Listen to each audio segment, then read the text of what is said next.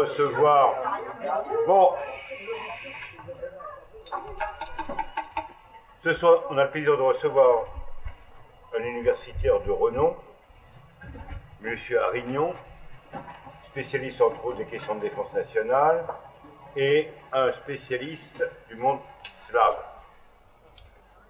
Autour d'un livre qui vient d'être réédité en français, les mémoires, plutôt un mémoire, qui est un pamphlet aussi, et un rappel historique, très circonstanciel.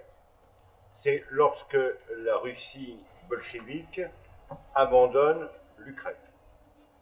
Lénine dira plus tard, les bourgeois sont tellement bêtes qu'ils vous vendraient même la corde pour les pans. Malheureusement, il n'a pas eu le temps. Et à cette époque-là va surgir un mouvement nationaliste qui a ses prolongements jusqu'à aujourd'hui. Les fractures de l'Ukraine moderne sont incompréhensibles sans un regard historique sur la longue durée. D'abord, il faut se rappeler que l'Ukraine, c'est le berceau de la Russie, d'une part,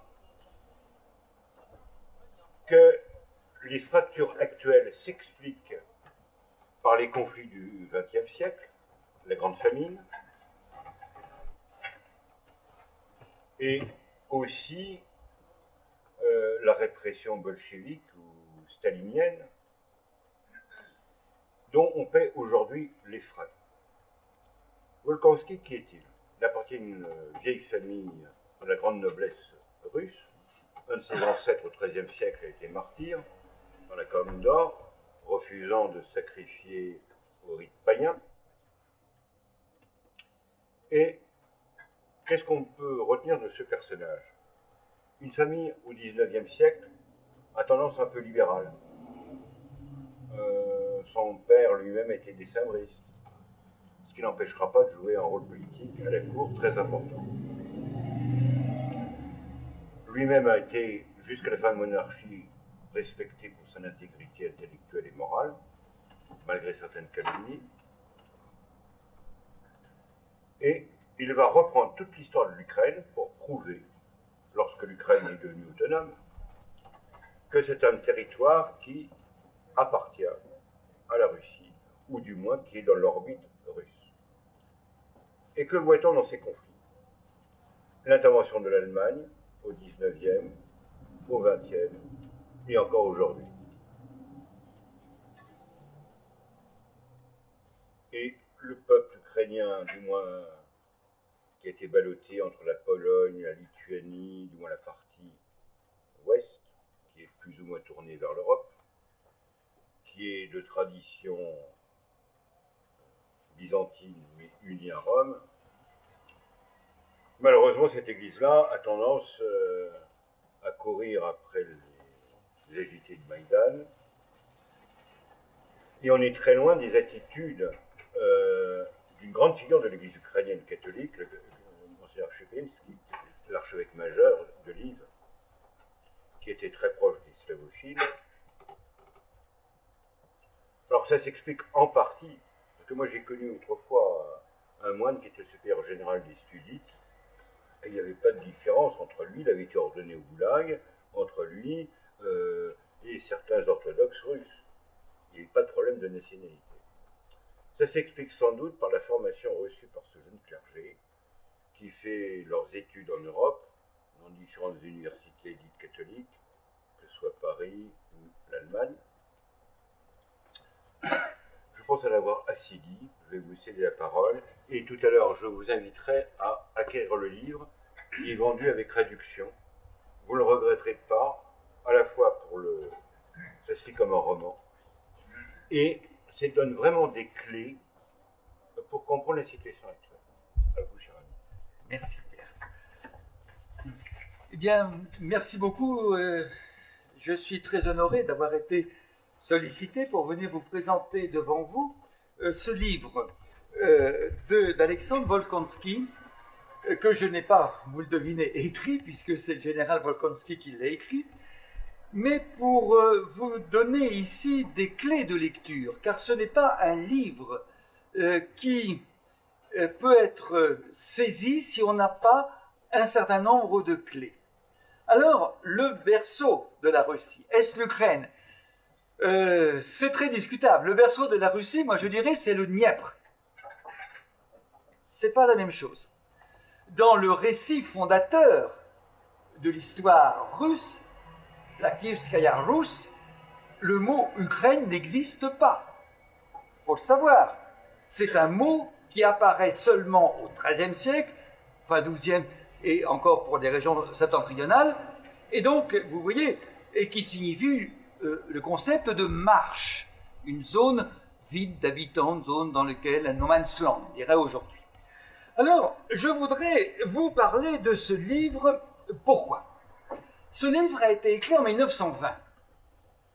Et si vous voulez le comprendre, il faut véritablement nous replacer, et je vais essayer de le faire avec vous dans le temps qui m'est imparti, dans trois directions, je voudrais souligner devant vous. La première direction, c'est qu'est-ce qui se passait en Europe de 1870, si vous voulez, à 1914, juste avant la Première Guerre mondiale. Puis, ensuite, les traités de Versailles, mais de Saint-Germain et de Trianon, qui ont certainement profondément ulcéré, marqué le général Alexandre Volkonsky. Et le troisième point que l'on verra avec vous, c'est une réflexion plus générale parce qu'il termine sa vie, non pas comme général de l'armée russe, il termine sa vie comme prêtre uniate de l'Église catholique de Rome. Et donc, il faut voir ces trois aspects qui se retrouvent dans ce livre. Alors, pour ce qui est du premier aspect, que se passe-t-il dans cette Europe des années 1870-1914? Eh bien, il faut d'abord rappeler ce qui est décisif, quelques éléments de naissance de la slavistique européenne. La slavistique européenne est née et s'est développée à Vienne. Vienne dans l'Empire austro-hongrois au XIXe siècle et au début du XXe siècle. L'épicentre des mouvements linguistiques qui vont donner naissance aux langues ont pour cœur Vienne. Et c'est assez tardivement que les peuples dits des Slaves du Sud et d'Europe centrale sont animés, excusez-moi ce terme latin, je sais qu'en France aujourd'hui c'est plus porté, ce qu'on appelle la libido scienti, de ce goût pour la lecture, pour la science, que ces Slaves du Sud cherchent à assumer. Se prépare ainsi la fameuse et la célèbre Renaissance slave qui voit s'affirmer véritablement une nouvelle. Par conséquent, c'est autour de ce pôle viennois que vont se développer toute une série de langues. Je passerai à organiser les premières recherches linguistiques concernant l'apparition des langues slaves.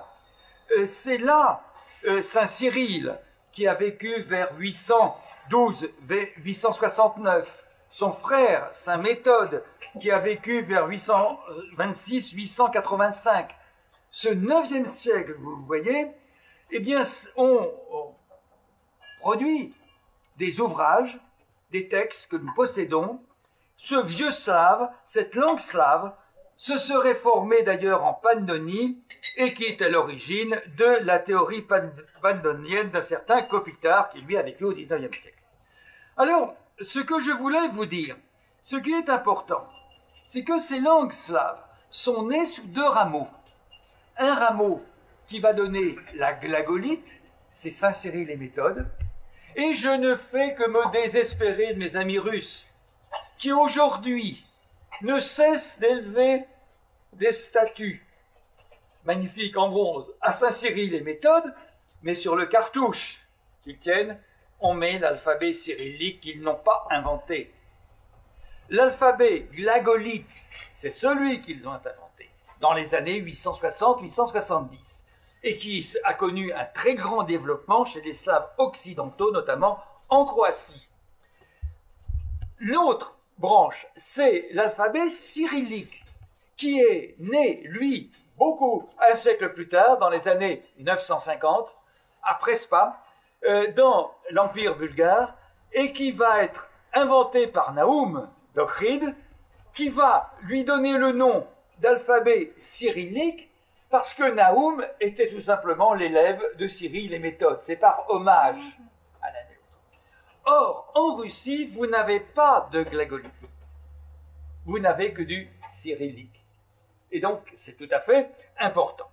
Alors, ce que je voudrais vous montrer, c'est que dans ce contexte où on se penche sur les textes, on étudie les langues, eh bien, ces langues du Sud vont s'organiser. Elles vont s'organiser les unes après les autres, et je passe, ça va d'abord être le serbo-croate, Vienne, c'est tout ça part de Vienne, hein. C'est en Autriche-Hongrie que ça se passe, et y compris l'ukrainien. La langue ukrainienne était composée d'une multitude de variétés dialectales qu'on peut répartir en 3 groupes. Je pense que ce n'est pas le lieu ici d'insister là-dessus. Mais finalement, au XIXe siècle, on commence à enseigner un ukrainien standard, considéré comme le seul bon ukrainien, mais qui n'est parlé que par moins de 1% de la population. Une population exclusivement urbaine, et plus précisément de Kiev, et que la plupart de l'ukrainien dit urbain, ce qu'on appelle l'ukrainien urbain, se divise en 2 branches, celui des villes à majorité ukrainophone, celle de l'Ouest, évidemment, et celui des villes à majorité russophone, celle de l'Est, qui ont des langues qui sont différentes, mais qui permettent quand même de se comprendre de l'un à l'autre. Et il faut ajouter qu'entre ces 2 langues, il y en a une 3e qui, elle, est beaucoup plus répandue, celle que vous connaissez peut-être pas, que vous entendez très rarement parler, le sourrisk. Alors le sourrisk, qu'est-ce que c'est? Eh bien, c'est la langue la plus répandue en Ukraine, même aujourd'hui. C'est-à-dire, c'est la langue qui mêle dans la conversation l'ukrainien et le russe dans un rapport exclusivement personnalisé. Si vous êtes d'origine ukrainienne, il y aura plus de mots ukrainiens. Si vous êtes russophone, il y aura plus de mots russes. C'est ce qu'on appelle le sourrisk. Eh bien, voilà ces éléments. Alors, tout ça pour vous dire que petit à petit, la langue ukrainienne va se former à partir linguistiquement parlant, de 14e, 15e siècle, mais ce n'est pas important. Alors, ce que je voulais vous dire, c'est que notre prince Volkonsky, notre général prince Volkonsky, lui, eh bien, va être confronté à cette problématique. Il va être confronté comment et pourquoi.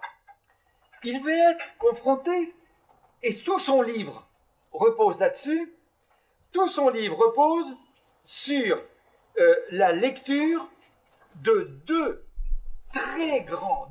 monuments de l'histoire. Il oppose page à page, ligne à ligne. Qui?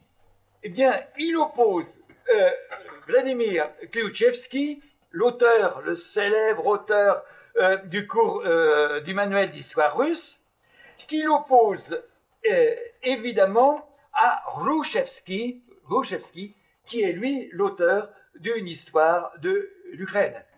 Vous avez là 2 monuments, Kliutchevski et Hrushevski. Il faut que vous imaginiez qu'ils se sont chacun, l'un pour le monde russe, c'est un Renan, c'est-à-dire dont la puissance intellectuelle historique exceptionnelle et la qualité linguistique de l'écriture en font un tel chef-d'œuvre qu'en 91, lorsque l'URSS a disparu, eh bien, qu'ont fait les Russes? Ils ont réédité massivement les ouvrages de Kliouchevski, qui avaient pourtant un siècle, pour les diffuser à la jeunesse dépourvue d'instruments de travail. Donc vous voyez, vous avez là des personnages qui sont hors niveau, qui sont d'une qualité exceptionnelle, aussi bien dans un camp que dans l'autre. Alors ces deux personnages, eh bien, qu'est-ce qu'ils ont de différence? Et c'est tout là que se joue le livre. Ils ont deux problématiques historiques qui sont opposées. Vous vous en seriez douté. Kliouchevski, le russe, si vous voulez, pour simplifier, c'est-à-dire celui qui écrit au nom de la Russie. Pour Kliouchevski, l'important, le principal objet de l'histoire, et je cite, c'est, pardon que je trouvais, l'homme en lui-même n'est point l'objet de l'étude historique, son objet, c'est la vie des hommes en commun. Kliouchevski est le premier à avoir instauré la sociologie dans la démarche historique. Ce qui l'intéresse, ce n'est pas le mouvement des individus les uns à côté des autres, mais ce qui l'intéresse, c'est la globalisation des hommes et des femmes qui vont construire ce pays. Et pour lui, bien évidemment, il y a une filiation naturelle entre la fondation de la Kievskaya Rus, qui a été fondée, vous savez, sous la dynastie éponyme des Rourikides en 862 avec le fameux appel au Vareg, puis surtout avec deux règnes exceptionnels, celui de Vladimir le Grand, qui règne de 978 jusqu'en 1015, puis de Yaroslav Moudry, Yaroslav le Sage, qui lui règne de 1019. Pourquoi le hiatus de 4 ans? Ce sont les guerres civiles, les guerres intestines, qui règne de 1019 jusqu'en 1054. Et c'est ce dernier Yaroslav Moudry, Yaroslav le Sage, sous le règne duquel la ville de Kiev va connaître un développement phénoménal, et que la dynastie des Rourikides devient, on peut le dire, une des plus importantes dynasties de l'histoire européenne, puisque il a fourni à peu près toutes les dynasties jusqu'en Irlande, ses fils ou ses filles qui ont épousé des rois de France. Pour la France, pour nous, vous le savez bien, Anna Yaroslavna a épousé Henri Ier de France et elle a apporté dans la dynastie des Capétiens un prénom jusqu'alors inconnu, Philippe, le nom de Philippe, un prénom grec. Et elle a souscrit les diplômes royaux de sa main en latin et en slavon, Anna Reina. Donc vous voyez, ce qui vous donne une... Mais ils ont épousé également des Polonaises, des Suédoises, etc. C'est-à-dire c'était une dynastie absolument extraordinaire. Et donc, pour Kliouchevski, il y a une continuité qui est naturelle dans l'histoire entre cette époque de la Kievskaya Rus à son apogée sous les deux règnes de Vladimir et de Yaroslav, apogée qui va se transférer, se développer avec le concept de transfert, de même que de Rome italienne, eh bien son prolongement est la deuxième Rome, Deutérae Romae, comme on dit en grec, Constantinople. Eh bien cette Deutérae Romae va se transporter à Kiev d'abord, à Vladimir ensuite et à Moscou enfin. Donc vous voyez, l'histoire russe est placée dans une lisibilité extrêmement précise qui marque l'aboutissement, si vous voulez, d'un processus. Cet aboutissement sera assumé au XVIe siècle, lorsque le moine Éléazar du monastère des grottes de Pskov écrira à Vassili III en lui disant « La première Rome est tombée sous le coup des Vandales, la deuxième est tombée sous le coup des Turcs, la troisième Rome est debout, Trieterim stait, Cetvornamo niet, et de quatrième il n'y aura pas. Ce qui donne évidemment à Moscou, vous le voyez, une puissance et une force idéologique majeure. En face de cela, et tout le livre repose là-dessus, hein, en face de cela, qui vous avez? Eh bien, vous avez Rouchevski. Alors, Rouchevski, qui a vécu de 1866 à 1934, ils sont à peu près contemporains tous les deux. Klyuchevski et Rouchevski, à 10 ans près, sont des contemporains. Rouchevski, lui, au contraire, l'auteur de l'histoire de l'Ukraine russe, eh bien, qui, lui, va être, comment dirais-je, séduit par une autre conception de l'histoire. Il voit, au contraire, dans l'histoire, une sorte de naissance spécifique qui va apparaître sous de tout petits éléments avant de rayonner.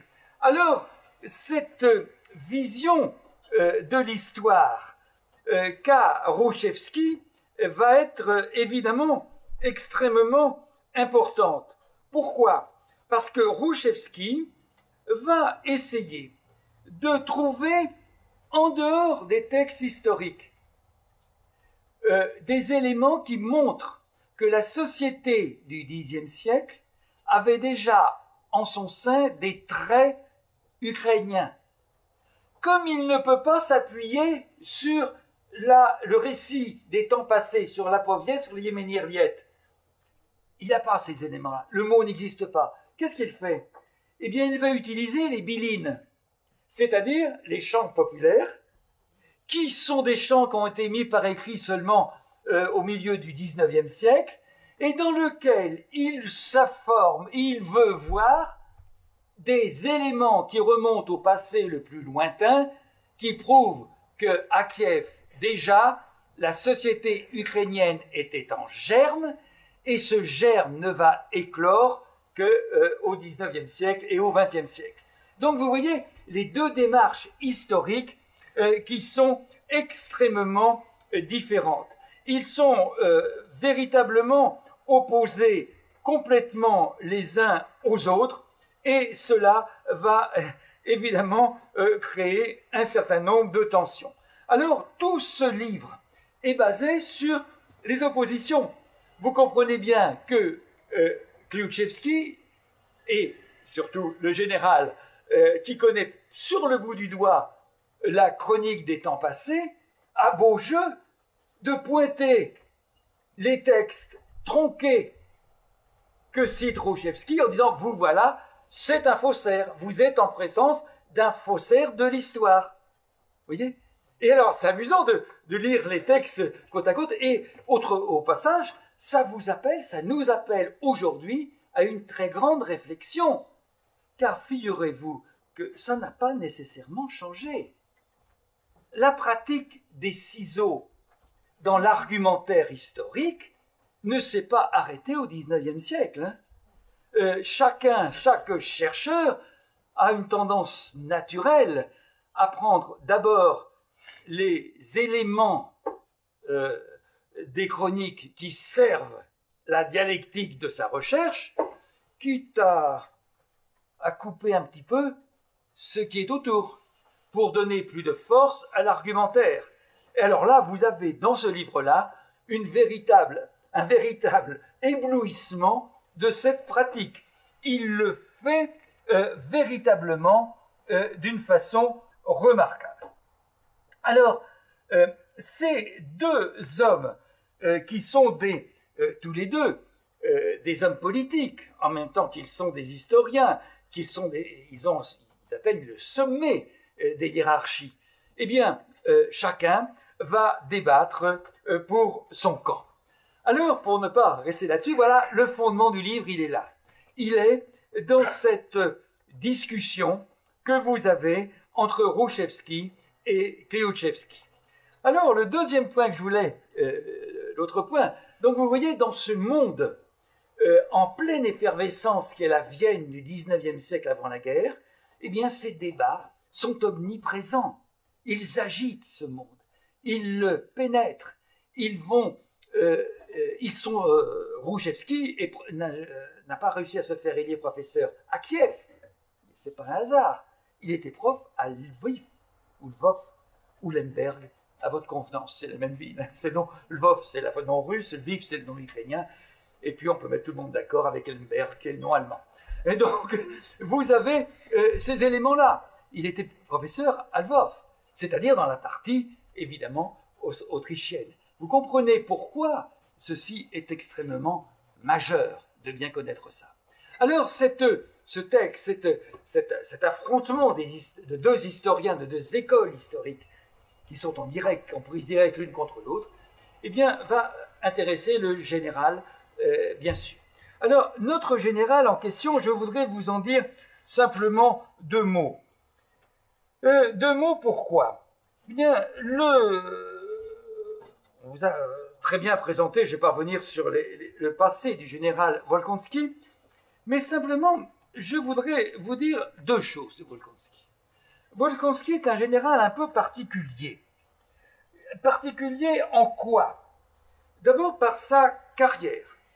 C'est un homme brillant, incontestablement brillant, qui a fait toutes les écoles possibles, qui a été envoyé sur le front oriental, notamment du côté du Japon, et qui là, en 1899, je crois, si je ne me trompe pas, oui c'est ça, eh bien, il a publié un état des lieux, avant la guerre, qui va avoir 1905, un état des lieux assez dramatique, dans lequel il dit carrément que la Russie doit le plus rapidement possible moderniser et réformer son armée si elle veut être en mesure de faire face à un conflit qui s'annonce imminent.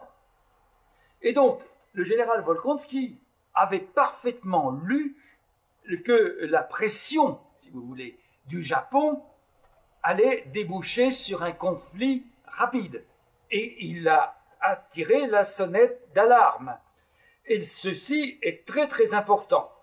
Alors, le général Volkonski, c'est la première chose que je voulais dire de lui. La deuxième chose sur laquelle je voudrais attirer votre attention, pour rester dans les temps qui me sont impartis, et on pourra discuter après si vous le voulez. Volkonski, ensuite, est un homme qui a servi l'armée russe, bien sûr, à différents postes de commandement, et c'est un homme qui a publié ses remarques. Il faisait état, c'est par la grande muette, si vous voulez, il faisait état de ce qu'il considérait comme devant être donné. Et par exemple, dans un journal qui c'est Ruskiye Vedomosti, il développe une polémique avec le prince Dolgorouki. Ce prince soutient qu'à une époque de tension entre le gouvernement et le peuple, l'armée ne peut pas rester hors du politique. L'armée doit-elle choisir son camp ? Volkonski répond non. Il défend l'idée que l'armée doit rester en dehors des partis politiques. Donc vous voyez, c'est un homme qui sait s'engager et qui sait utiliser la presse. De même, Volkonski a utilisé et a réfléchi à toute une série de réformes militaires. En 1907, on est près de la guerre, il écrit un livre sur l'armée sous un pseudonyme, de Volgin. Il faut quand même rester prudent.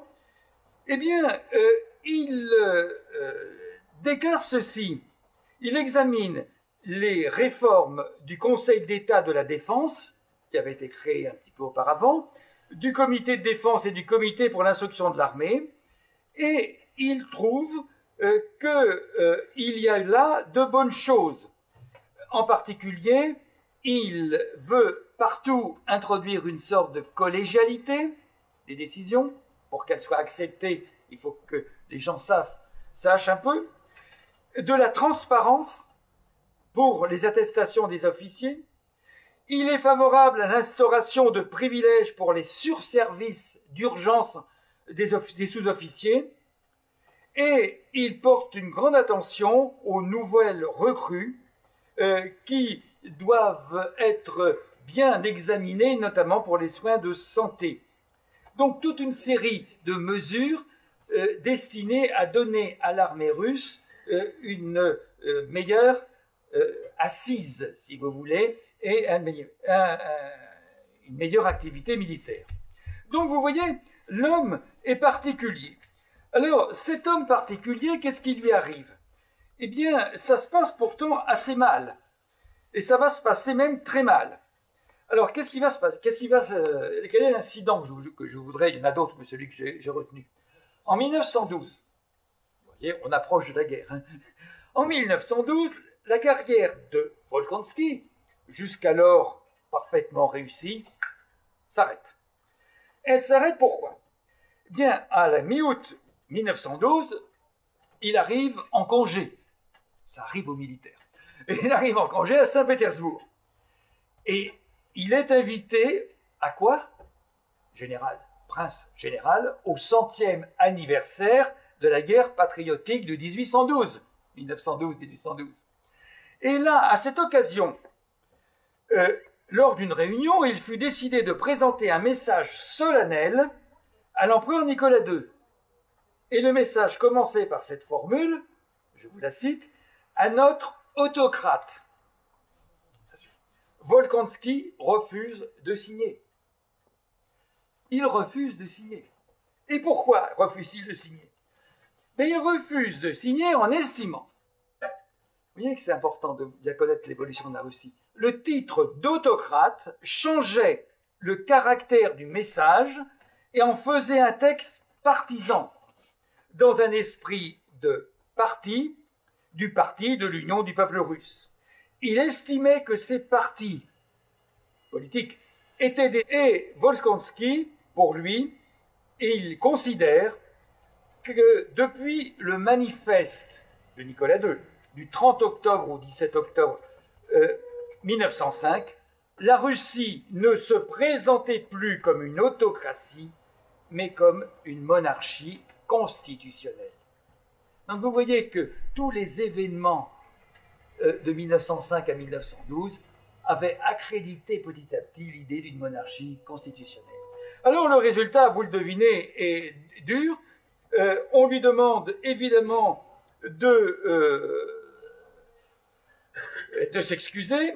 On lui demande même de présenter une requête pour proposer sa démission avec un avertissement qu'en cas de manquement, il serait purement et simplement révoqué. Quand cette situation éclate, Volkonski n'est plus, quand cette crise éclate à Pétersbourg, bien sûr dans la monarchie, il n'est plus à Pétersbourg, il est revenu en Italie où il exerce un commandement. Mais là, il va accepter ce qu'on lui propose et il demande sa mise en retraite pour des raisons de santé et les médecins italiens diagnostiquent une bronchite à caractère tuberculeux. Et par décret du 9 décembre 1912, donc c'est fini en 1912, l'agent militaire en Italie, le colonel de l'état-major général, le prince Alexandre Volkonski, est mis à la retraite avec droit de porter son uniforme et de percevoir sa pension. Alors, l'autre point sur lequel je voudrais attirer ce dernier point, et il sera là, en Italie, il ne retournera plus en Russie, et c'est de là qu'il va gagner les troupes du général Wrangel. Il sera un des principaux collaborateurs de Wrangel. Un autre événement que je voudrais évoquer devant vous, et on pourra en parler d'autres. L'autre événement, c'est l'enterrement de sa mère. L'enterrement de sa mère qui a posé un vrai problème. Alors, en quoi cet enterrement a-t-il posé un problème? Eh bien, tout simplement, sa mère s'était convertie au catholicisme. quand elle est décédée, cette pauvre femme, il a fallu l'enterrer. Et il a voulu l'enterrer dans la chapelle des Volkonski. Mais la chapelle des Volkonski se trouvait sur un cimetière qui était orthodoxe. Donc l'évêque de Saint-Pétersbourg lui a refusé. Impossible d'enterrer sa mère. De là, il est parti à Revel, où on a discuté, on est plus loin de Saint-Pétersbourg, c'est moins précieux. L'évêque refuse aussi l'enterrement de sa mère. Alors on finit par se mettre d'accord, on lui donne 4 minutes pour déposer le corps de sa mère dans la chapelle, le relever et l'enterrer, incognito. Et donc vous voyez que c'était une chose qu'il a très mal supportée.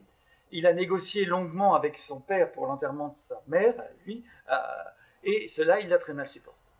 Alors ce passage-là est assez intéressant, parce qu'une des choses que je voudrais bien souligner devant vous, c'est que dans les années 1870-1914, eh bien, figurez-vous que tout cet ébrouement culturel et intellectuel qui se fait à Vienne, en Autriche, vous révèle, à contrario, que les Russes sont totalement absents de ces champs de création linguistique et historique. Et pour quelle raison? Eh bien, vous la connaissez, la raison. Parce que les Russes, dans cette époque-là, sont totalement focalisés sur Paris, sur la France. Et ce qu'on ignore souvent, c'est que dans ces 3 décennies qui précèdent la guerre 14-18, eh bien, non seulement beaucoup de Français ont mis la main au portefeuille, les emprunts russes, pour payer les déplacements. Voilà, madame, je vois que c'est célèbre en France. Beaucoup de Français qui avaient un enthousiasme pour la Russie ont abondé très largement les emprunts qui étaient lancés pour la Russie. Mais ce qu'on ignore aussi, c'est que, en même temps que les emprunts, une immigration, ce qui est rare chez les Français, française, qu'on commence maintenant à repérer de façon de plus en plus intensive, est partie de France en Russie, où il trouvait un excellent accueil, dans la mesure où toute l'aristocratie russe était francophone, francophile, ils apportaient leur savoir technologique, et avec les Français, qu'est-ce qui venait? Il venait le développement de la catholicité. Ces Français étaient chrétiens, mais chrétiens catholiques. Et ce christianisme catholique, avec Vatican I qui va poser le problème de la foi et de la raison, eh bien, a joué un rôle extrêmement important en Russie. En Russie, pourquoi? Parce que les Russes, qui étaient très tournés vers l'art, la culture, vers la France, etc., se sont très vite rendus compte qu'un de leurs problèmes, une de leurs problématiques, c'était la déstabilisation de leur Église. Leur Église, ne l'oubliez pas, depuis Pierre le Grand, est présidée par un laïc. En l'occurrence, à cette époque-là, c'est Pobiedonoscev. C'est-à-dire, il n'y avait pas plus de patriarche. Il n'y avait plus de tête pour conduire cette Église. Et ils voyaient, vous voyez le regard à contrario, les catholiques, eux, tout à fait agités dans les débats qui ont marqué Vatican I, avec ce débat sur la foi et de la raison, mais avec à la tête le pape. Alors, vous voyez, cette lecture-là est très intéressante. Et ça va jouer, à mon sens, et là je n'engage que moi, un rôle important dans la décision, en 1917, dans l'élection d'un patriarcat, la reconstruction d'une identité orthodoxe avec à sa tête un patriarche russe. Et c'est très important, parce que ça va redonner à cette Église un dynamisme, une force qu'elle n'avait pas perdue, mais qu'elle ne pouvait plus manifester dans les je dirais, dans la situation où elle se trouvait.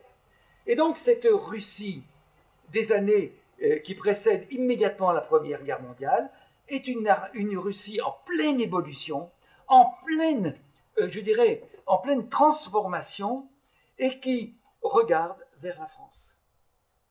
Le reste, les Serbo-Croates, les Ukrainiens, terre perdue. Et donc vous comprenez ce qui s'est passé. C'est que les Russes, porteurs d'une riche civilisation, c'est le triomphe de l'Empire, hein, c'est la grande époque où se succèdent depuis Catherine II tous les empereurs, c'est la grande expansion vers le sud, c'est la puissance russe qui est en pleine puissance. C'est l'époque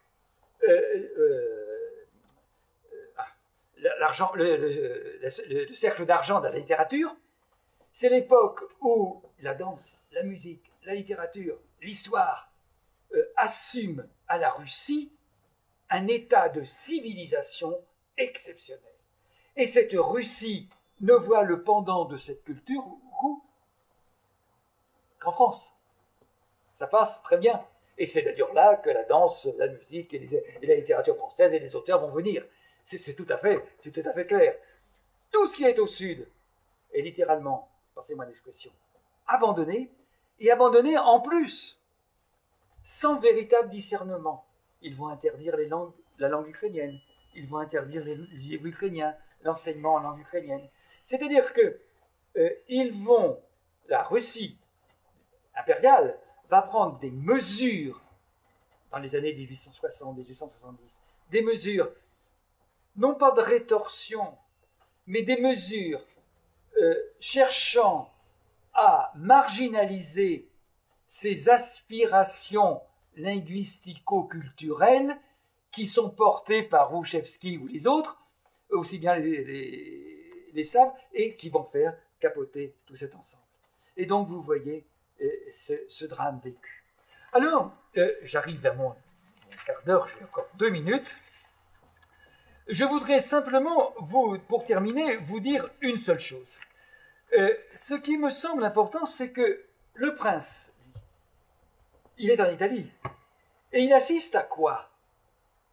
Eh bien, il ne remontera pas, il ne repartira pas à Saint-Pétersbourg, il va rester fidèle à l'Empire, il va rejoindre, je vous ai dit, Wrangel, et dont il sera un des collaborateurs les plus solides et les plus forts, et il va, je crois que c'est en 1930, se convertir à l'église uniate. Alors, l'église uniate, si certains ne la connaissent pas, qu'est-ce que c'est que l'uniatisme? Juste en 2 mots. Au concile de Ferrare-Florence en 1439, eh bien, il y a eu une tentative d'union des églises. Cette tentative a été votée, elle a été signée par le métropolite russe qui s'appelait Isidore. Seulement, quand il est revenu en Russie, il s'est fait arrêter et on l'a laissé repartir et il est retourné en Italie. Et le pape, en le voyant revenir, c'était l'échec de l'union. Elle a échoué en Russie comme elle a échoué d'ailleurs à Constantinople. Et il va se servir de ce métropolite Isidore pour en faire un cardinal de l'église uniate romaine, dont le cœur est à Lvov. Alors, cette église uniate-là, c'est-à-dire l'Ukraine de l'Ouest, cette église uniate, dont je tiens ici à dire combien elle a été persécutée. Si église de martyrs il y a, je crois que l'église uniate occupe un rang élevé dans la hiérarchie, malheureusement, des églises martyrs. Mais contrairement à ce que beaucoup pensent, elle n'a pas été martyrisée, surtout par les soviétiques. Les plus durs vis-à-vis de l'église uniate ont été les catholiques, et en particulier les Polonais. Lorsque Jean-Paul II a voulu inaugurer une église uniate à Varsovie, Monseigneur Glemp, primat de Pologne, a refusé d'assister à l'inauguration. Donc une église qui a été martyrisée par les catholiques, parce que pour un catholique polonais, on est forcément latin, par définition, et en rite romain, et non pas en rite slave, parce que cette église uniate célèbre selon les rites slaves, et en langue, en slavon. Et donc, par conséquent, vous comprenez que ça joue un désordre. Alors, cette église-là, aujourd'hui, c'est cette église-là, malheureusement, qui, trop souvent, à mon sens, comme vous l'avez dit, a collaboré avec des événements qui se sont passés à Kiev, à Maïdan. Vous avez vu qu'il n'y avait pas que les prêtres et que les évêques qui ont collaboré. Il y a aussi des fonctionnaires européens, mais eux, ils ne savaient pas ce qu'ils faisaient. Donc, on peut peut-être leur pardonner. Je pense à une dame anglaise, baronne, ici devant Ashton, qui se fait prendre en photo à Maïdan avec des gens qui ont 88 sur leur casse et 88 sur leur bouclier. Vous savez que le 8-8, vous savez ce que ça veut dire? 88, c'est Heil Hitler. Le H quand vous commencez l'alphabet par le haut, ou le S quand vous le commencez par le bas. Que des fonctionnaires européens n'aient pas eu connaissance de ça, ça vous donne le niveau de ce que j'appellerais, moi, les sciences pipeaux. C'est démentiel, absolument ahurissant. Et bien voilà ce qui s'est passé. Alors, cette église Uniad, aujourd'hui, est une église qui est très active, qui réclame des édifices. Il y a 2 ans, j'ai assisté à Lvov, à une cérémonie religieuse absolument extraordinaire. Alors, vous aviez la messe orthodoxe dans l'église et la messe Uniat sur le parvis. Alors, parce que l'église avait été donnée aux orthodoxes et les Uniates la revendiquaient. Donc, vous voyez, le prince Alexandre Volkonsky, il a été témoin de tout ça. Et qu'est-ce qu'il voit? Ben, il voit 2 choses. Il voit que, à l'issue de la guerre, eh bien, l'Allemagne, traité de Versailles, à peu près, on ne fait pas trop de misère. Mais que les 2 autres traités de Sèvres et de Trianon ont littéralement dépecé l'Autriche-Hongrie. Là, il s'agit d'un dépeçage haineux. Il faut appeler les chats un chat. C'était l'objectif de Clémenceau, mais au point d'exiger que l'Autriche-Hongrie restitue tous les chefs-d'œuvre artistiques de la maison des Habsbourg depuis le XVe siècle. Eh oui, ils ont dû restituer tout, à Palerme, dans tous les musées du monde. C'est-à-dire qu'on a voulu casser la maison de Hongrie, non seulement en faisant exploser le territoire, la Hongrie a perdu pratiquement un bon tiers, voire les 2 tiers de son territoire, en partie Hongrie. L'Autriche a été réduite avec interdiction de se rapprocher de l'Allemagne, ce que voulaient les Autrichiens. C'est-à-dire que les prémices de l'Anschluss, ils sont là. C'était le vote des Autrichiens. On leur a refusé le droit des peuples à disposer d'eux-mêmes. C'est-à-dire qu'il y a une véritable accablement. Et on fait naître, alors du coup, la Serbie, le royaume des Serbes, des Croates et des Slovènes, qui va naître à ce moment-là. On va recomposer l'histoire, si vous voulez, de ces pays, en s'appuyant sur ce fameux article, je crois que c'est l'article 11, des droits des peuples à disposer d'eux-mêmes, qui vont générer des entités géopolitiques qui vont être mises à mal très vite avec la Deuxième Guerre mondiale, et je ne parle pas aujourd'hui ce qui est la suite logique de tout ça. C'est-à-dire que jusqu'à nos jours, vous voyez, dans cette Europe centrale, la négation et le non-respect, je dirais, des peuples, et la volonté de briser, de casser, de rebâtir des peuples, eh bien, a généré un état de crise quasiment permanent. Eh bien, cet état de crise, hélas, a perduré jusqu'aujourd'hui. Et c'est en ce sens-là que le livre du général Volkonsky est merveilleux et très intéressant, parce qu'il vous montre que finalement, vous n'avez pas aucune chance de vouloir construire l'avenir si vous ne respectez pas le passé. Je suis dans le temps. Hein. Alors, bien sûr, je me plie à vos questions, si vous avez des questions. Je pense qu'il y aura de nombreuses questions. Je voudrais vous poser une question latérale. Quelle est l'étymologie de glagolitique? Glagole, le verbe. C'est glagole, c'est le verbe. Glagolitique. Alors, vous savez, la langue glagolitique, nous avons énormément de manuscrits en glagolitique. Énormément, mais ils ne sont pas chez nous. Vous en avez beaucoup dans la région de la Dalmatie. Voilà, le centre, c'est l'Almatie et la Bulgarie. Et peu de gens savent que la messe dite de Saint Pie V était célébrée livré dans cette langue. Dans cette langue-là. Et le glagolitique, si vous allez à l'Institut Ivan Douichev en Bulgarie, à Sofia, vous verrez des quantités de manuscrits en glagolite, qui est très différent du cyrillique. Alors, à un moment donné, son Excellence, l'ambassadeur de Croatie à Paris, au moment des ébrouements de toutes les... me trouve et me dit cher monsieur, vous savez, dans mon pays, on envisage de restaurer l'alphabet glagolitique. Oh, je lui dis, mais Excellence, c'est une excellente idée. On ne sera plus qu'une dizaine au monde à lire le courrier. Ça va sincèrement faciliter le travail. Parce que la langue glagolique, c'est une langue difficile. C'est celle de Cyril et Méthode, et non pas le cyrillique. Le cyrillique, c'est celle de Naoum d'Okride, entre autres, qui va la créer après Spa, et la Russie n'a connu que celle-là. Il n'y a pratiquement pas de manuscrits en glagolite en Russie. Alors, il y a un cas particulier, mais je voudrais quand même vous le dire parce que j'ai écrit dans le livre, justement, sur la partie cyrillique, il y a le psautier de Reims. Le psautier de Reims, qu'est-ce que c'est? C'est le texte apporté, maintenant on le sait, par Anne de Kiev, rédigé, on vient de faire la datation, et j'ai contribué à cette datation dans les années 997, qu'avant l'an 1000, en cyrillique, qui est un psautier, qui est conservé au musée du Tau à Reims, mais ce manuscrit est un manuscrit recomposé.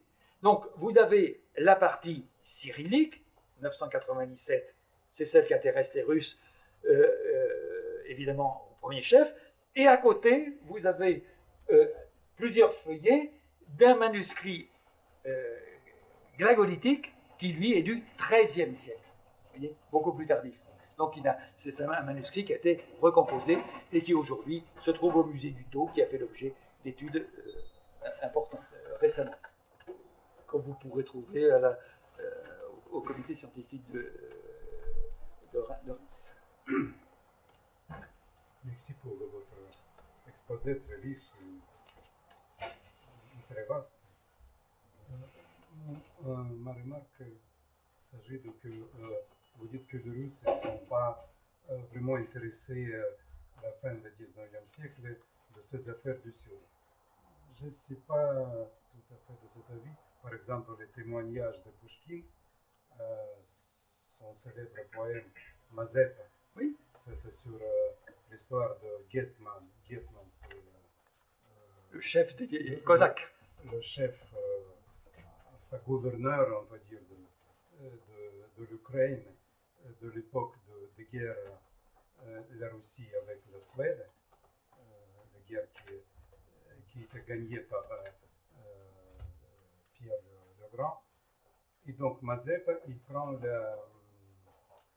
le parti des Suédois. Pourquoi il prend le parti des Suédois? Ça, c'est Pouchkine décrit ça. Et ça, c'est jusqu'à maintenant cette vision des nationalistes russes, que c'est mieux. Parce que le peuple ukrainien, le peuple ukrainien, il a des complexes d'identité. Et les nationalistes ukrainiens, ils pensent que c'est mieux s'aligner avec le peuple lointain, comme les Suédois par exemple, que les Russes. Parce que si on s'approche des Russes, on risque de disparaître. Vous voyez? Et donc Pouchkine décrit les drames de cette Mazepa qui ne réussit pas, qui perd. Vous voyez? Donc il a maintenant l'actuel dirigeant d'Ukraine, leur projet de s'unir avec l'Europe de l'Ouest, sur toujours la même idée nationaliste, c'est mieux de s'approcher de lointain pour survivre, qui est à mon avis néfaste comme projet. Alors, si vous me permettez de répondre, d'abord, simplement pour vous dire que Pouchkine, ce n'est pas tout à fait la même période, c'est bien avant. Hein, moi, je vous parle des années 1870. Oui, ah oui, mais c'est sérieusement avant. Et puis, dans l'affaire Mazepa, il y a un homme qu'il ne faut quand même pas oublier, qui est Bogdan Khmelnytsky. Qui est côté russe. Oui, mais alors pourquoi il est côté russe? Parce que ça aussi, il faut le dire. c'est que les Ukrainiens se sont soulevés. Pourquoi? Parce qu'ils ne supportaient pas la catholisation forcée que leur infligeaient les Polonais, l'interdiction de la langue ukrainienne que leur infligeaient les Polonais qui ont mis à sac ce qu'on appelle aujourd'hui l'Ukraine de l'Ouest, si vous voulez, tant qu'elle était sous leur tutelle. Et donc Mazepa s'est allié aux Suédois, peut-être pas parce qu'ils étaient loin, mais pour peut-être une autre raison. C'est-à-dire, et là je suis d'accord avec vous, les Suédois, excusez-moi, sont ceux qui ont battu les Polonais, qui ont battu les Prussiens, qui ont battu les Hongrois. C'était la puissance absolue. Et là, je vais vous dire que les Ukrainiens, dans leur histoire, le plus fort, ben voilà. Ils s'alignent plus fort. Et souvent, ils se trompent. Et voilà, ils se sont trompés, là, en l'occurrence. Et Bogdan Khmelnytsky, lui, et ce qu'on ne sait, vous voyez, il y a des choses qu'on ne dit pas. On le sait, mais on ne le dit pas. On dit Bogdan Khmelnytsky, vous le savez, Bogdan Khmelnytsky, je suppose que certains d'entre vous, vous êtes allés à Kiev, peut-être pas.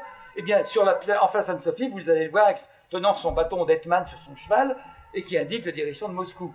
Et puis si vous allez sur le Dniepr, vous verrez l'Arche d'Union, ils veulent le démolir, je ne sais pas où ils en sont, cette Arche d'Union, peu importe. Mais ce qu'on ne doute pas, vous voyez, dans les histoires très marginalement, c'est que ça, c'est l'union de l'Ukraine à l'Empire russe ne s'est pas passée, excusez-moi l'expression, toute seule.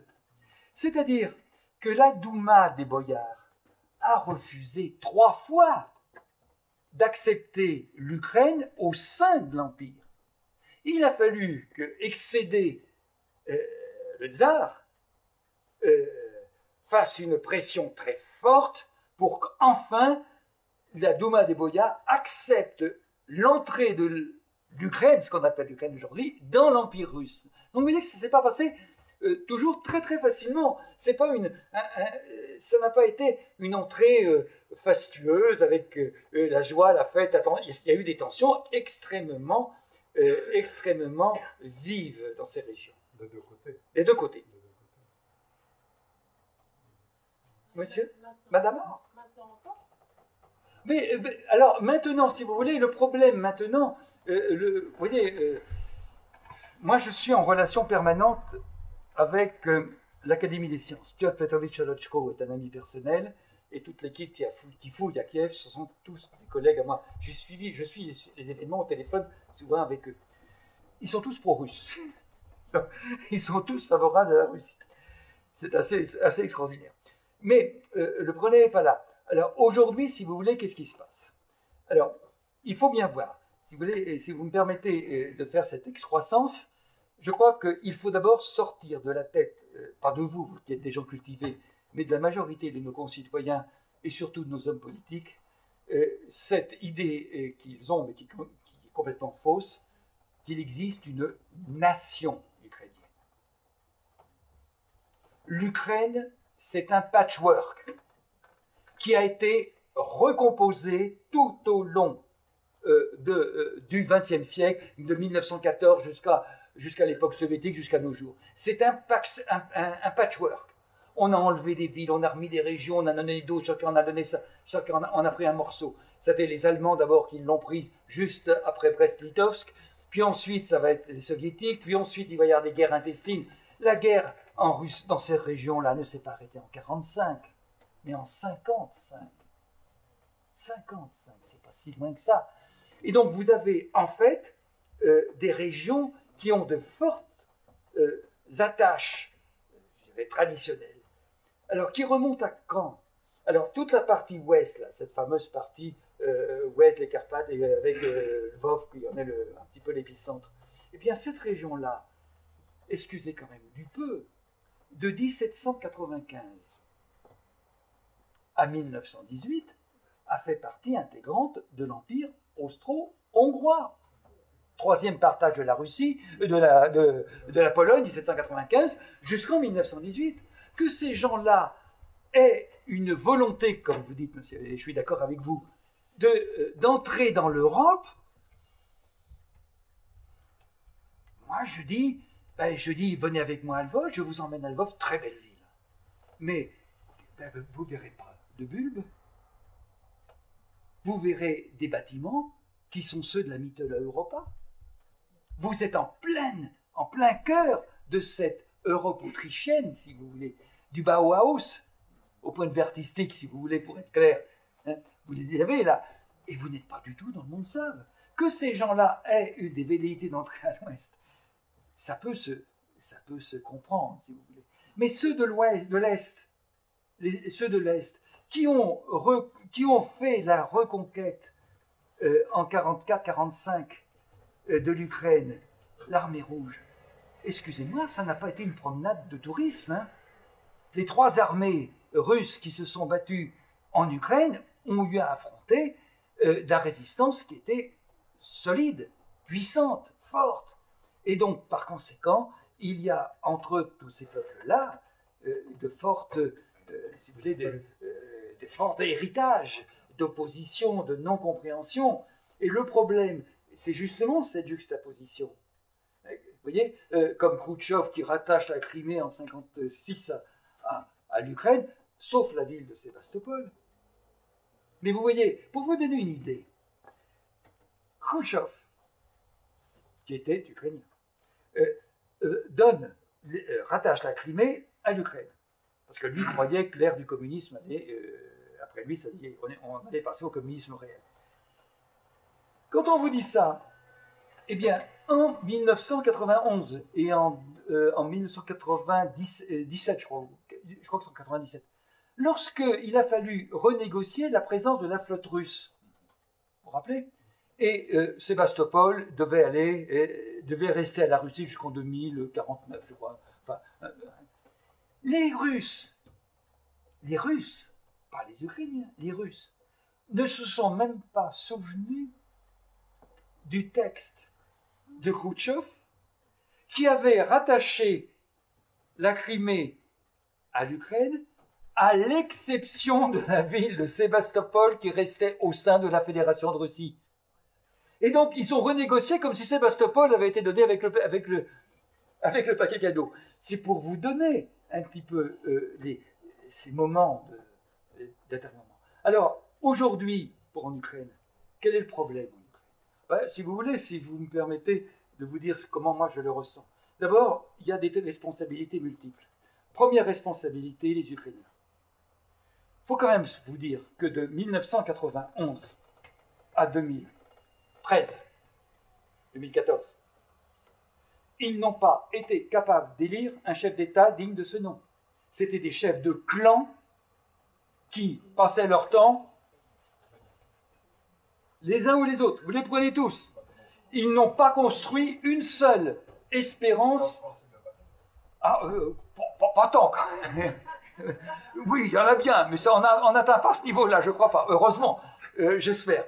Mais enfin, disons, vous avez des gens, des chefs d'État qui ont été ce qu'ils sont, mais qui n'avaient aucune notion de l'État. Ils étaient représentants d'un clan, d'un parti. Alors, avec des balancements, tantôt l'Ouest, tantôt l'Est. Si bien que chacun se partageait son... Première responsabilité.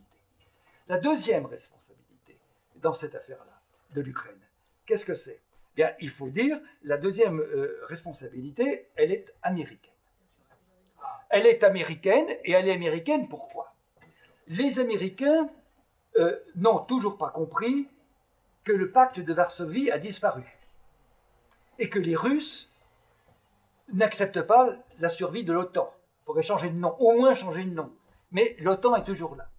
Et surtout, ils ont donné de leur stratégie une idée qui sera complètement calamiteuse. Les révolutions de couleur qu'ils ont portées partout dans le monde, jusqu'en chez Kadyrov en Ouzbékistan. Eh bien, ces révolutions de couleur qui n'avaient qu'un seul but, renverser les pouvoirs en place et mettre à leur place des gens qui sont formés chez eux. Alors ça a marché en Lituanie, par exemple, c'est le cas aujourd'hui. La présidente des Lituaniennes a fait toute sa carrière de femme au département d'État américain. Et elle se déclare aujourd'hui en guerre contre la Russie. Du délire. Là, on est dans le délire. Mais ils veulent mettre des gens à la frontière de la Russie pour... Alors, le résultat d'une stratégie comme celle-ci, qu'est-ce que ça vous donne? Ben, ça vous donne la genèse, d'abord, de l'Organisation de coopération de Shanghai, l'OCS, qui est aujourd'hui, pour moi, la grande puissance en devenir. C'est-à-dire l'Organisation de coopération de Shanghai, reposant sur la Russie et la Chine, avec tous les pays en stand au milieu, qui est une coopération économique, politique, mais aussi militaire. Et de ceci est en train de monter en puissance à une vitesse impressionnante. Voilà à quoi ça aboutit. Et donc ils ont une politique absolument désastreuse, les Américains, dans ces régions, en soutenant... Comment vous pouvez expliquer, moi qui suis universitaire, comment je peux expliquer qu'un monsieur Obama, devant les étudiants de Harvard, repris ensuite par le vice-président monsieur Joe Biden, également devant les étudiants, déclare à pleine voix, en amphithéâtre, devant les étudiants, que la révolte de Maïdan a été organisée par les États-Unis d'Amérique et que le lendemain, George Soros dit qu'il a versé 3 milliards pour sa réussite, comment vous pouvez expliquer ça? Je veux dire, c'est eux qui le disent. Et donc, il y a une intervention volontaire, c'est-à-dire qu'ils ne sont pas sortis du discours de Fulton. Il faut marginaliser la Russie, la repousser vers l'Est le plus possible, pour affaiblir l'Europe au passage, etc. Alors aujourd'hui, et le troisième paramètre de la faiblesse, c'est évidemment l'Europe. Et aujourd'hui, l'Europe est, je dirais pour moi, pensez-moi d'employer ce terme de boxe, elle est un genou au sol, un knowdown, comme diraient les boxeurs. Elle est un knowdown, pourquoi? Bien parce qu'elle n'existe plus, l'Europe. Vous avez minimum 2 Europes. Vous avez une Europe de l'Est qui n'a qu'un seul credo qui s'appelle l'OTAN, oui, qui demande des fusées, qui demande des armements, qui sont prêts à accepter les bombes atomiques, qui sont prêts à tout ce que vous voulez, pourvu que ça soit américain. Et vous avez une Europe du Sud, dont fait partie en partie la France, l'Italie, l'Espagne, qui a une position beaucoup moins marquée dans ce sens-là. Le résultat de l'opération, eh bien que ça affaiblit complètement la puissance de l'Europe, très affaiblie, incapable de prendre des décisions, et la plus belle des décisions à venir, ça sera le traité transatlantique qui bloque sur tous les côtés. Les Américains se frottent les mains, parce que plus l'Europe sera en état de crise, plus elle acceptera le traité transatlantique, et donc plus les Américains auront leur intérêt. Mais ça, c'est quand même extraordinaire de faire ça. Et voilà ce que je peux vous dire sur ma perception de ce beau pays qu'est l'Ukraine. Car ça, c'est un très beau pays qu'est l'Ukraine. Et vous savez, j'ai vécu dans ce pays deux moments d'émotion. Un moment d'émotion, c'est quand j'étais à Sainte-Sophie, bien sûr, qui est mon église, qui est ma cathédrale, si on peut s'exprimer comme ceci, car j'étais enfermé dedans, avec mon collègue ukrainien décédé, et j'ai regardé graffito par graffito toute la composition de l'église et toutes les fresques de cette église. Et le second moment d'émotion que j'ai eu, je l'ai eu à Lviv, à Lvov. J'étais à Lvov, et j'avais avec moi le livre de Jonathan Littell. Et vous savez, quand il montre le Waffen-SS qui arrive à Lvov, j'ai fait exactement le parcours qu'il fait, où il décrit qu'il voit le peuple chanter, danser autour des corps qui sont brûlés, qui sont massacrés. Et ces corps, qui sont-ils? Ce sont les corps des Juifs et des communistes. Car à cette époque-là, en 1941, Juif égale communiste et communiste égale Juif. Et ça, je refaisais ce parcours, je me suis dit, voilà, ce qu'est l'histoire, et il faudrait mieux le comprendre si on veut ramener la seule chose qui vaille au monde dans ces régions, c'est la paix. Mais pour retrouver la paix, eh bien moi, je retrouve Byzance et je retrouve les icasmes dont je me nourris spirituellement et intellectuellement.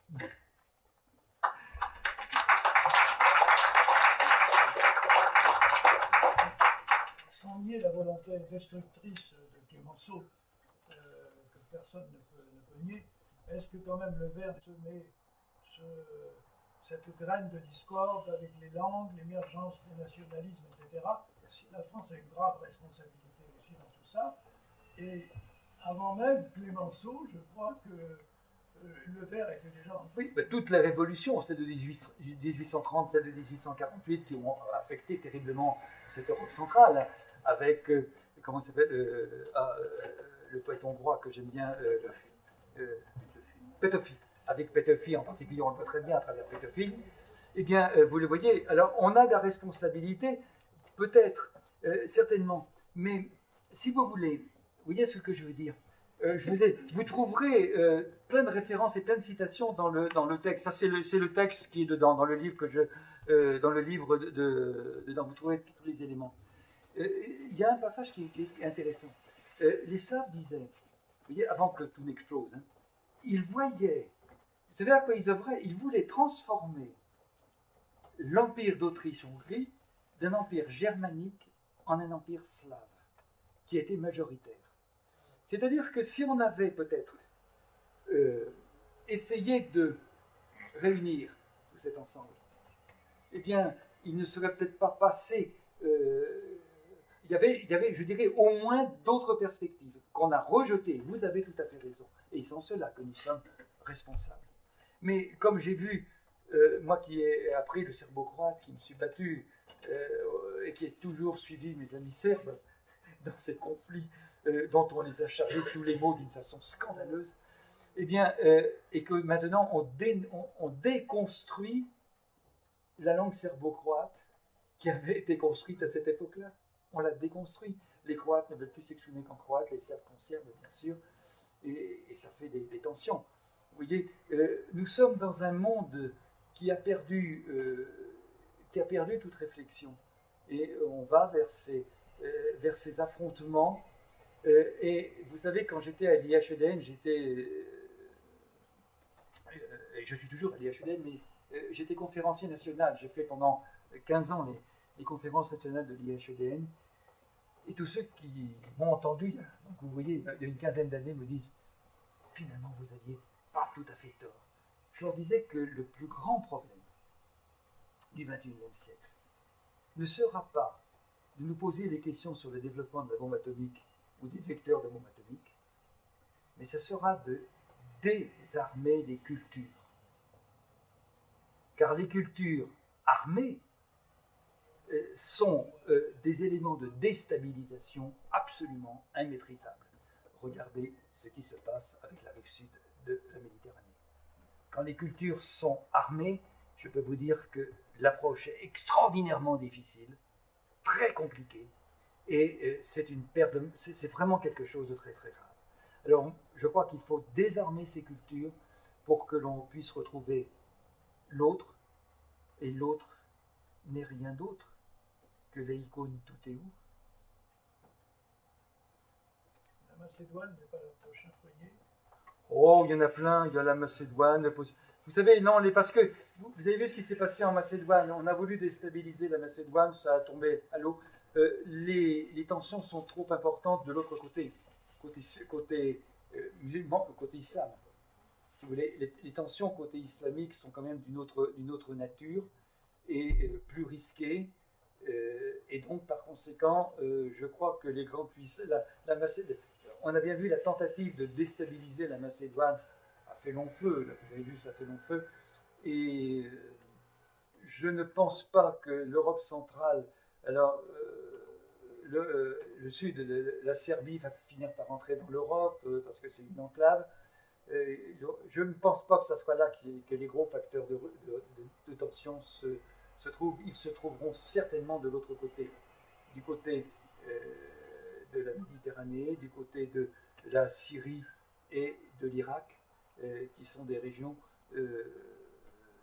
avec l'Azerbaïdjan qui pose beaucoup de problèmes actuellement. Donc il ne faudrait pas grand-chose. S'il n'y avait pas un homme comme Vladimir Poutine qui calme un peu le jeu dans ces régions-là, il est probable que ça aurait déjà bougé. Mais il tient bien, et l'organisation de Shanghai verrouille bien pour l'instant. Et est-ce qu'ils pourront le faire jusqu'au bout? Je n'en sais rien. Et ce chiisme et ce sunnisme, nous soutenons toujours le sunnisme contre le chiisme, alors que s'il y a une espérance dans l'islam, elle est évidemment du côté du chiisme. Et évidemment, car c'est une doctrine qui a eu ce coup de génie d'inventer le 12e imam, c'est-à-dire de remettre l'histoire dans le processus de la révélation. Donc la révélation pour les chiites s'inscrit dans un continuum, alors que pour les sunnites, 632. Mort du prophète. Vous voyez, c'est un autre monde. Ça sera plutôt vers là, ça pourrait se bouger. Et par l'écho ici. Comment? Par l'écho ici. Oui, Il ne faut pas oublier. Oui, bien Et la sûr. frontière est très mince. bien sûr. Monsieur. Justement, avant que vous parliez du sudisme et du chiisme, j'allais vous poser la question suivante, c'est le régime de l'Irak et de la Syrie, de la Libye aussi, entre autres, étaient des régimes alliés de la Russie. Oui. Et on peut considérer que les printemps arabes ont été plus ou moins, un peu d'ailleurs comme ce qui s'est passé en Ukraine, ont été plus ou moins encouragés par l'Occident. Oui. Par l'Occident. Même tout à fait. Et que les Russes, évidemment, l'ont vu d'un très mauvais œil, ce que je comprends. L'Ukraine étant. La question que j'allais vous poser, c'est est-ce que l'Ukraine, c'est pas un petit peu la goutte de trop pour la Russie? Est-ce que ça va pas un petit peu trop loin pour la Russie? Et est-ce que. Moi, j'ai entendu plusieurs discours de Vladimir Poutine qui ne passent pas à la télévision. Oui, bah ça, il n'en passe aucun, ou presque. Internet, ils se chercher. Et manifestement, à l'écouter, il a l'air de se préparer pour la guerre. Ou en tout cas pour la confrontation avec Alors. l'Ouest. Ah, merci de votre question parce qu'elle est très à l'ordre du jour actuellement. J'en vends dans ma bonne ville d'Arras. J'ai même vu, avant de partir ce matin, un texte qui m'a été envoyé. Poutine s'en va en guerre. Alors, là-dessus, ce que moi je vous donne, ce que je ressens, étant très souvent, je passe la moitié de l'année en Russie, je connais pas trop mal la Russie, je ne pense pas que la Russie soit dans une démarche belliqueuse à court terme.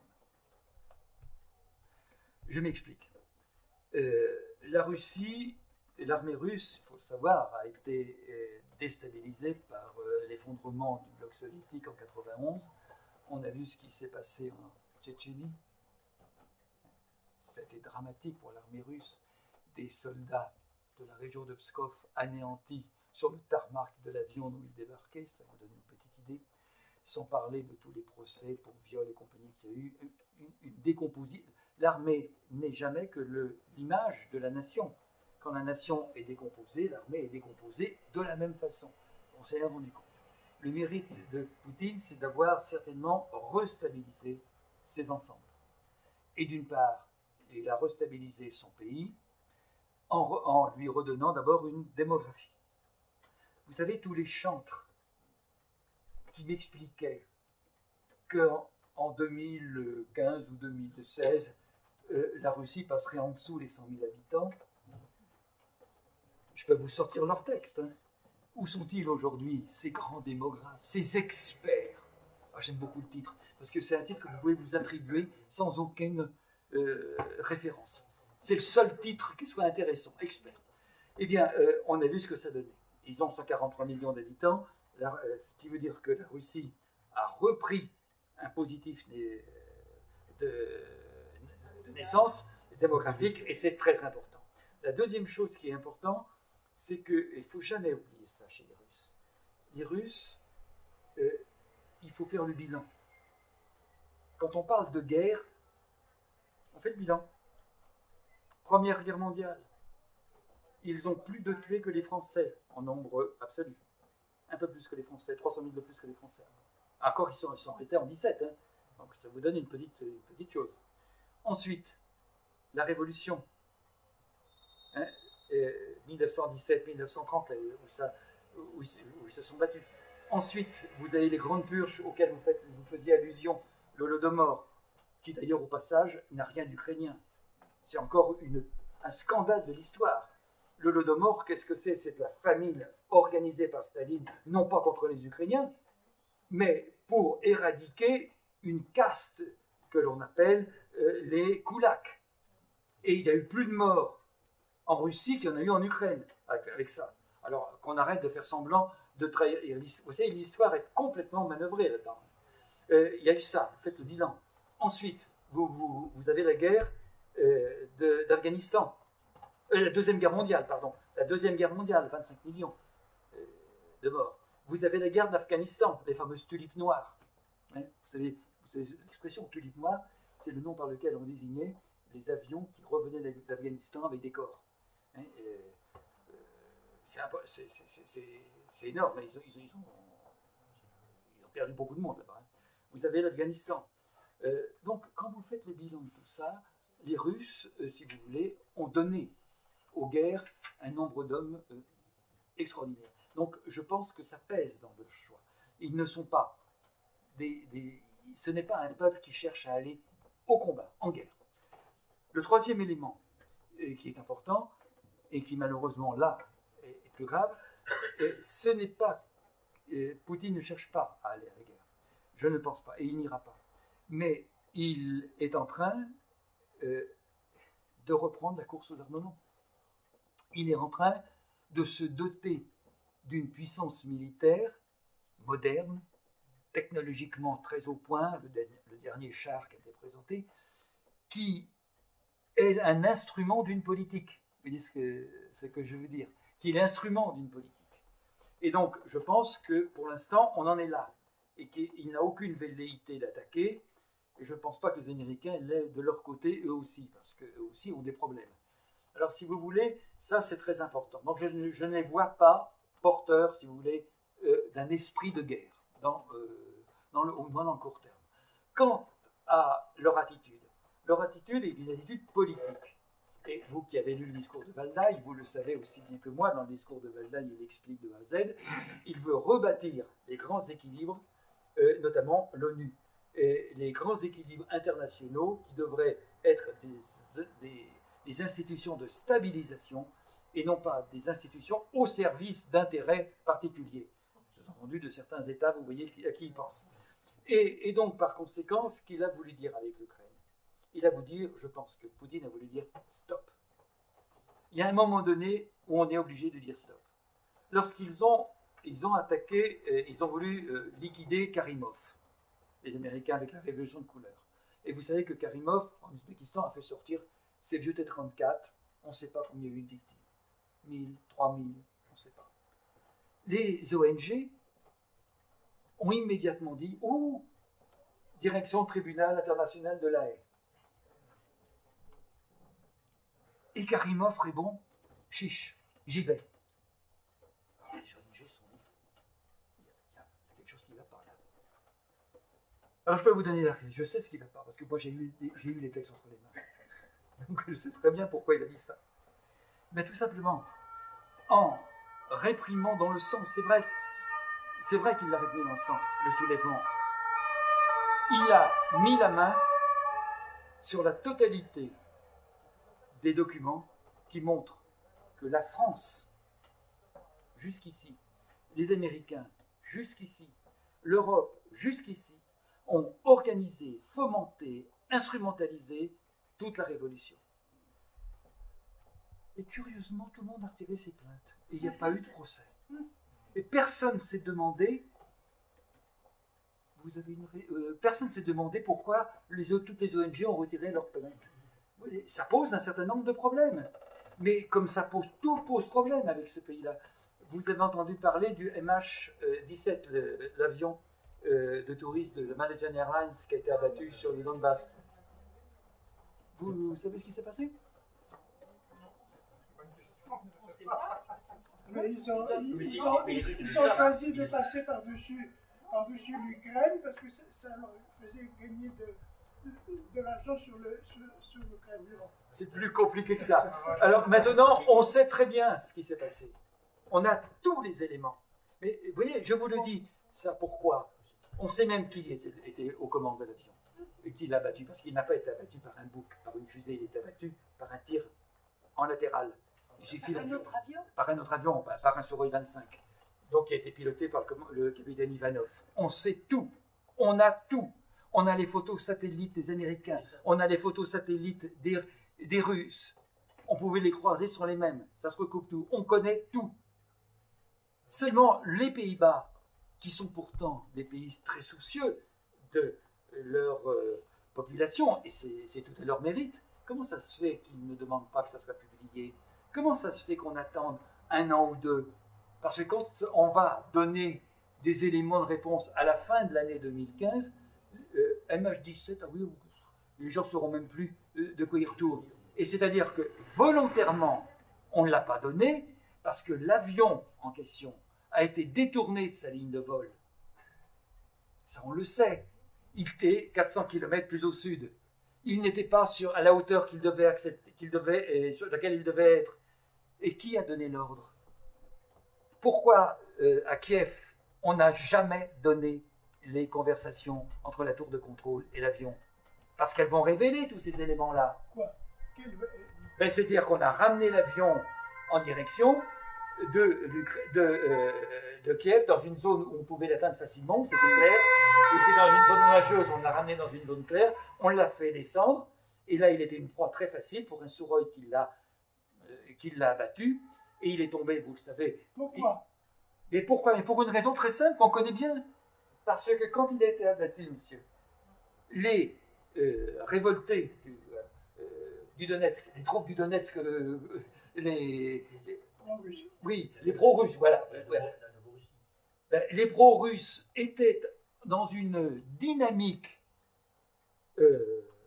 d'avancement qui allait les amener très rapidement au bord du Dniepr. Donc, qu'est-ce qu'il fallait? Il fallait arrêter cette dynamique. Pour arrêter cette dynamique sans envoyer de chars, qu'est-ce qu'il vous reste? Il vous reste à créer un événement international, je dirais, de cœur. Les gens vont monter sur leur créneau et on arrête. Et ça a stoppé l'offensive. Et c'est ça qui s'est passé. Il fallait à tout prix bloquer l'offensive des gens de Dniepr. Et ils l'ont réussi. Ça a très bien marché. Mais maintenant, on sait tout. Les universités américaines, celle de Los Angeles, avec qui j'ai partagé tous ces éléments, a fait tout un dossier très clair, toutes les photos y sont. Aucun de nos médias ne le dit. C'est-à-dire que nous vivons, et ça, la prise de conscience qu'il faut avoir, c'est que nous vivons aujourd'hui en France et en Europe dans des pays qui sont totalement sous la coupe de l'information. Oui, mais le Sukhoi, c'est un avion russe. Oui, mais qui en est équipé d'armées ukrainiennes. Alors, personne ne nous le dit. Alors, moi, je dis que l'information, dans une société qui se veut démocratique, eh bien, là, il n'y a pas de démocratie quand il n'y a pas d'information. C'est aussi simple que ça. Et par exemple, c'est saoulé la nuit. Des simples sources sûres, je sais, il était complètement sous le matin.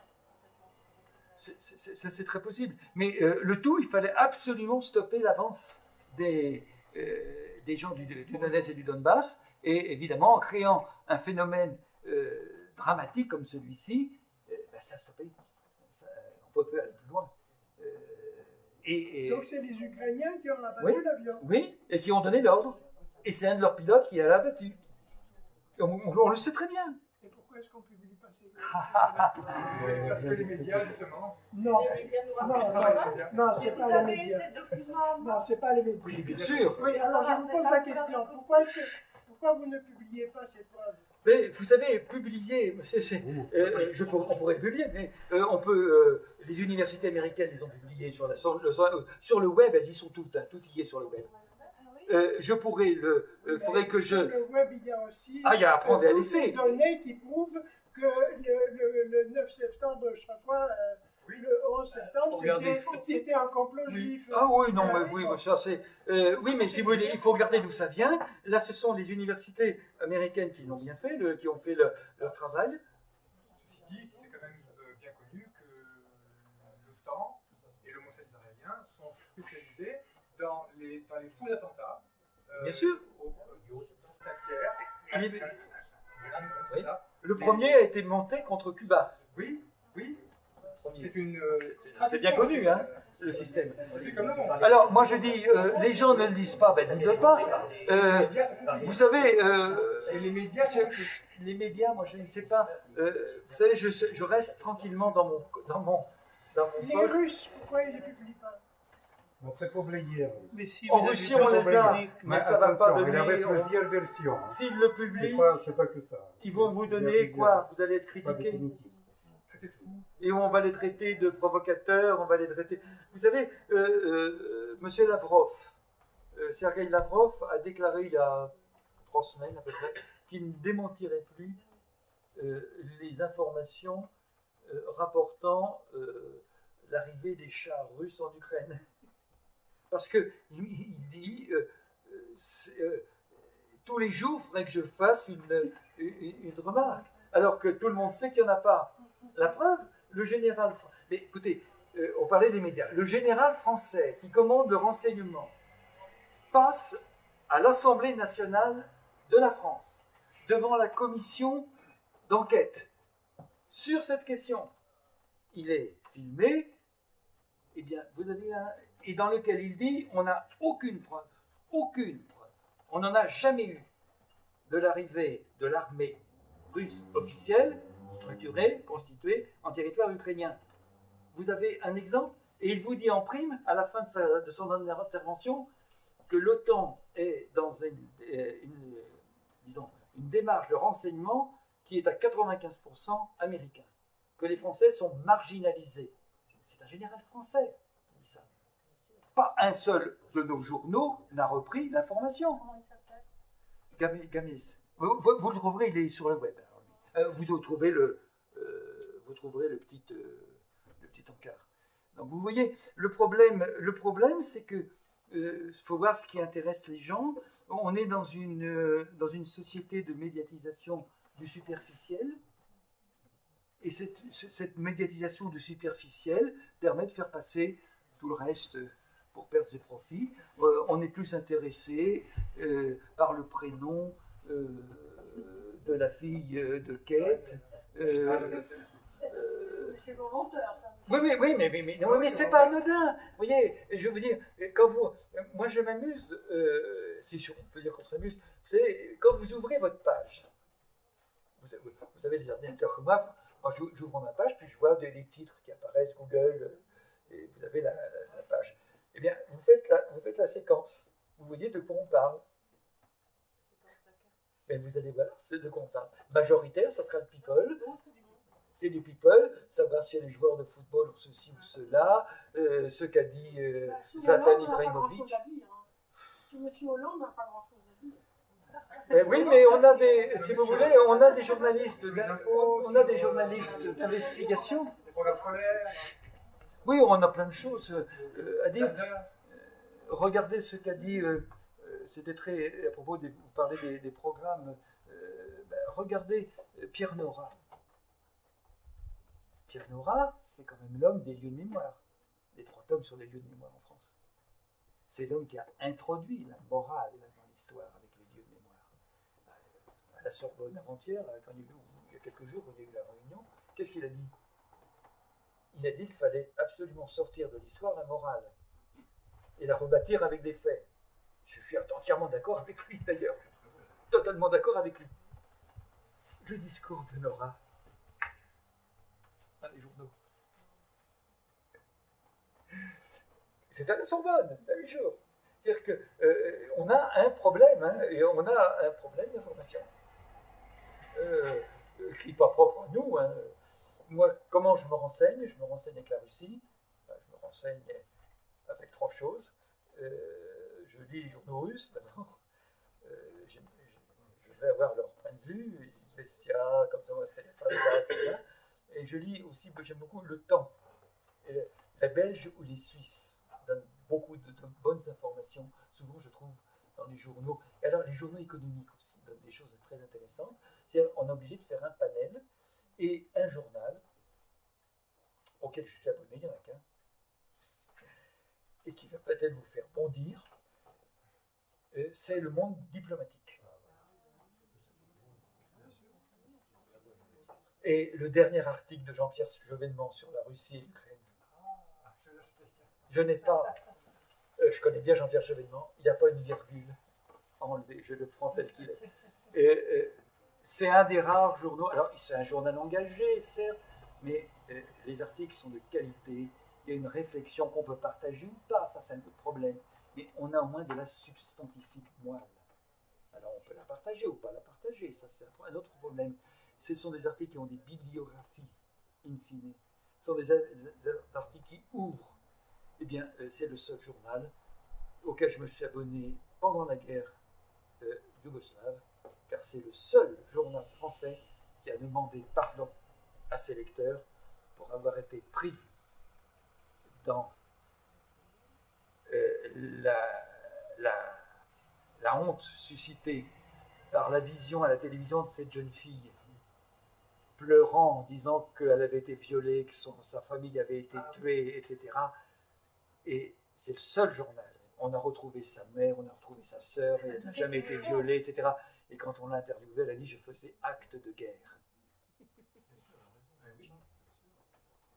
Mais que le journal s'excuse auprès de ses lecteurs, j'ai trouvé ça. Je dis bravo. Vous êtes élégant, voilà, c'était élégant. Vous avez le mot juste, madame. C'était élégant et respectueux. Il y a Sputnik quand même hein, qui renseigne en français. Actuellement, il y a Sputnik qui a remplacé Ariane Novosti, que je regarde régulièrement, mais j'interviens chez eux bientôt. Je m'en vais en Russie là et j'interviens chez eux. Je vais intervenir un peu chez eux aussi, mais je crois qu'il faut partager les sources d'information, celles des États-Unis, celles de la France, celle de l'Europe. Aujourd'hui, si on veut avoir une information, il faut se la faire soi-même. Il y a aussi une chose qu'il faut dire aux gens qui ne savent pas forcément à quel point les médias sont libres. Il y a ce qu'on appelle les dîners du siècle, entre autres. Oui. Où les grands chefs, patrons de chaînes télévisuelles et journaux font des réunions plus ou moins secrètes avec les dirigeants de l'OTAN et des États-Unis pour fixer l'ordre du jour et plus ou moins, pour appeler un chat, la propagande qu'il faut distiller dans les médias en vue d'une guerre ou des événements. Vous avez raison, c'est secret, mais c'est... Oh, mais il y a plein de cercles hein, qui fonctionnent et qui se donnent. À l'école militaire, l'autre jour, j'ai fait sur l'Ukraine et sur l'Europe. C'était très intéressant avec plein d'ambassadeurs. Voilà. Merci en tous les cas de votre écoute.